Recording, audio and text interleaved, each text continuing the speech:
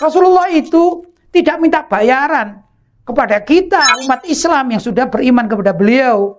Tapi beliau hanya diperintahkan oleh Allah mengatakan, nah kalian umat Islam cintailah anak turunku. Jadi kita ini berkewajiban untuk mencintai para habaib sebagai dzurriyyah Nabi Muhammad SAW.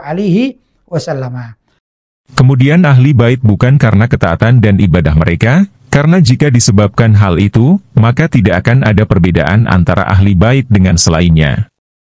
Kemuliaan mereka disebabkan sabaqat lahum minal husna, telah ada untuk mereka ketetapan yang baik dari kami. Wahai saudaraku, jangan sekali-kali engkau menghina atau menyusahkan ahli bait, hormati dan muliakanlah, walaupun secara lahir mereka melakukan maksiat.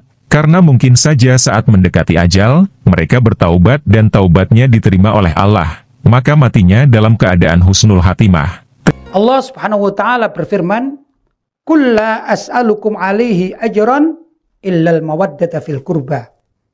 Artinya katakan, hai Nabi Muhammad, la as'alukum 'alaihi ajran.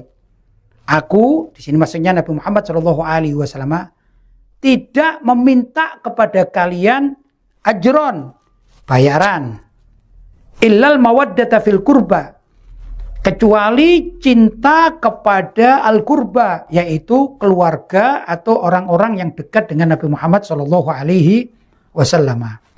Menurut Imam Ibnu Katsir di dalam tafsirnya, bahwa yang dimaksud ayat ini, dulu di zaman Nabi Muhammad SAW berdakwah, tentu di kalangan orang-orang Quraisy.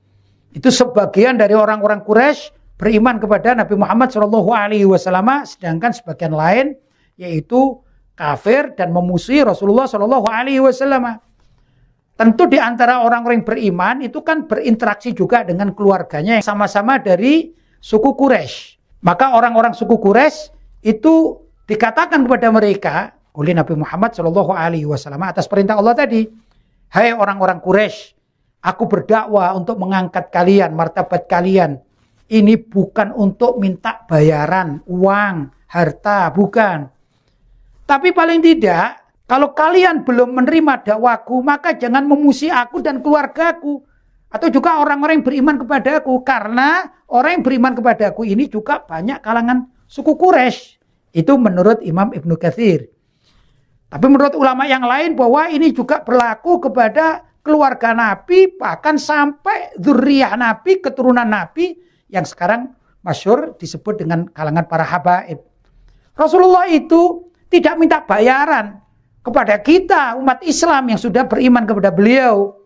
Tapi beliau hanya diperintahkan oleh Allah mengatakan, nah kalian umat Islam cintailah anak turunku. Jadi kita ini berkewajiban untuk mencintai para habaib sebagai dzurriyyah Nabi Muhammad SAW. Terus bagaimana kalau misalnya di antara para habaib itu ada yang perilakunya kurang baik, kita tetap cinta kepada mereka, tapi tidak perlu mengikuti perilaku yang tidak baik. Nah, seperti juga kita mempunyai ayah misalnya. Kebetulan dalam satu sisi sifat ayah kita itu tidak baik. Misalnya, kita tetap wajib menghormati beliau, mencintai beliau, tapi dalam perilaku yang tidak baik itu, maka kita tidak harus mengikutinya atau menirukannya. Begitu kurang lebih. Nah, ya ikhwan, karena kita sebagai pecinta Nabi Muhammad SAW dan pecinta ahli baitin Nabi SAW, tidak repot kok hanya mencintai mereka. Jangan mencaci maki mereka. Kalaupun misalnya menurut kita ada perilaku yang tidak tepat, maka perilakunya itu yang jangan kita ikuti. Tapi rasa cinta, mahabbah dan menghormat ini tetap wajib bagi kita kepada dzurriyyah Nabi Muhammad SAW. Itulah yang diberitakan di dalam syariat Islam. Misalnya ada seorang habib tiba-tiba dia keluar dari akidah Ahlussunnah wal Jamaah, entah itu masuk Syiah atau ikut aliran liberal, maka jangan sampai karena rasa cinta kita kepada beliau lantas kita jadi Syiah, lantas kita jadi liberal. Jangan, karena itu bertentangan dengan akidah Ahlussunnah wal Jamaah. Maka bagaimana menyikapinya? Kita tetap menghormat, tapi jangan sampai ikut akidahnya yang sesat tadi itu. Kalau misalnya suatu saat dia rujuk kembali kepada Ahlussunnah wal Jamaah, maka kita barulah mengikutinya dan kita menghormati sesuai dengan apa yang diperintahkan dalam syariat.